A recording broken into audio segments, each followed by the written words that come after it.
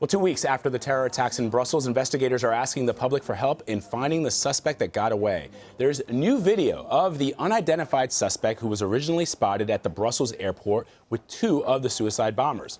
Surveillance cameras captured his 2-hour-long walk back into the city following the explosions.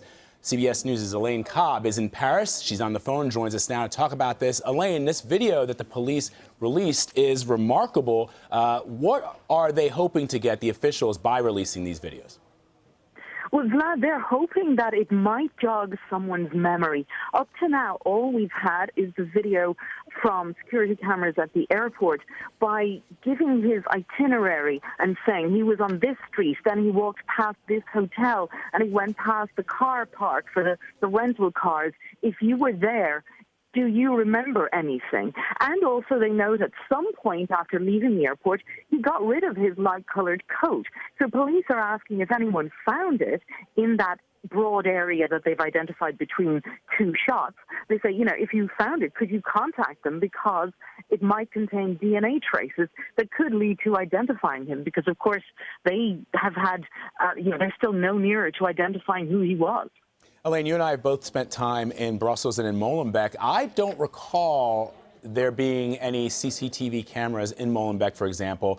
I don't know if you perhaps have seen some or are aware that there might be some. If there are any kind of CCTV cameras, are they hoping that perhaps one of those have picked them up in that area?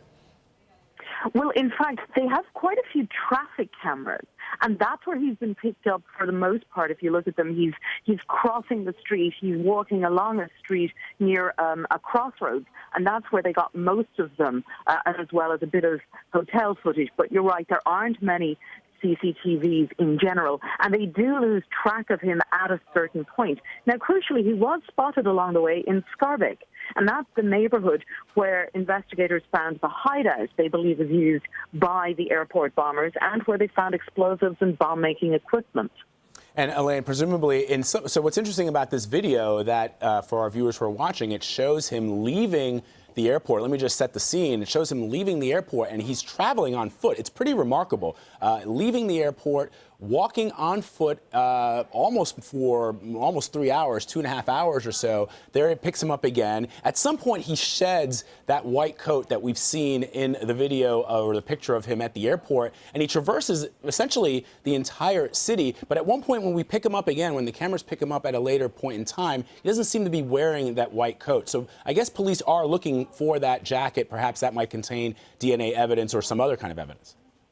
Absolutely. And they're also saying, because the initial airport footage all had man in hat and white coat, and now they're saying, look, if you were in Schaerbeek or in nearer town, tell us if you saw a man who was wearing dark trousers, brown shoes with white soles, and a light-colored shirt with dark elbow pads, because that's what he's wearing later on in the video. And people might have not thought of him because they just knew about a coat.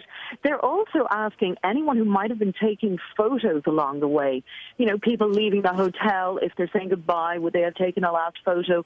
Is he in the background of somebody's photos? And they're asking anyone who was around at all that morning during those 2 hours along that 5-mile walk that he took, if you see anything that just might be a hint, please contact the police. And they're saying, even if you've left the country and you were a tourist or on business in Brussels, take another look at this video and see, do you remember anything? Because really, they have no clue as to who he was, and they really are searching hard to find anything. All right. Elaine Cobbe reporting for us in Paris. Elaine, thanks so much.